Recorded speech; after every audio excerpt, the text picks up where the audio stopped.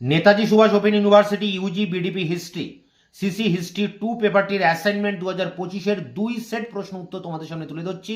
দেখো, সেট 1-এ যে প্রশ্ন এসছে, ম্যারাথনের যুদ্ধ কবে হয়? 490 খ্রিস্টপূর্বাব্দে। বিবর্তনবাদের জনক হলেন চার্লস ডারউইন। পরটি এথেনীয় প্যাঁচা কি? উত্তর হবে গ্রিক মুদ্রা। পরটি নবপ্রস্তরীয় বিপ্লব কথাটি কে প্রথম ব্যবহার করেন? Gordon Childe. আক্কাদ নগরকে পত্তন করেন? উত্তর হবে সারগন। গিজার পিরামিড কার জন্য নির্মিত হয়েছিল? উত্তর হবে খুফু। পরটি প্রাচীন গ্রিসের নগর রাষ্ট্রগুলিকে কি বলা হয়? উত্তর হবে পলিশ।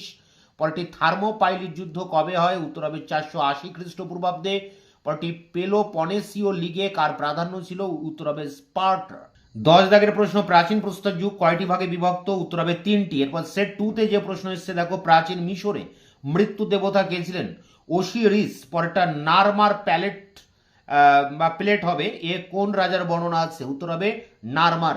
পরেরটি অ্যাকিলিউ সংস্কৃতি কি ধরনের সংস্কৃতি? উত্তর হবে প্রত্যাশীয় হাতকুঠার সংস্কৃতি। পরেরটি বিবর্তনবাদের জনক কাকে বলা হয়? Charles Darwin. পরেরটি নিম্নলিখিতদের মধ্যে কে সক্রেটিসের ছাত্র ছিলেন? উত্তর হবে অ্যারিস্টটল। পরেরটি গিলগামেশ কোথাকার রাজা ছিলেন? উত্তর হবে উরুক।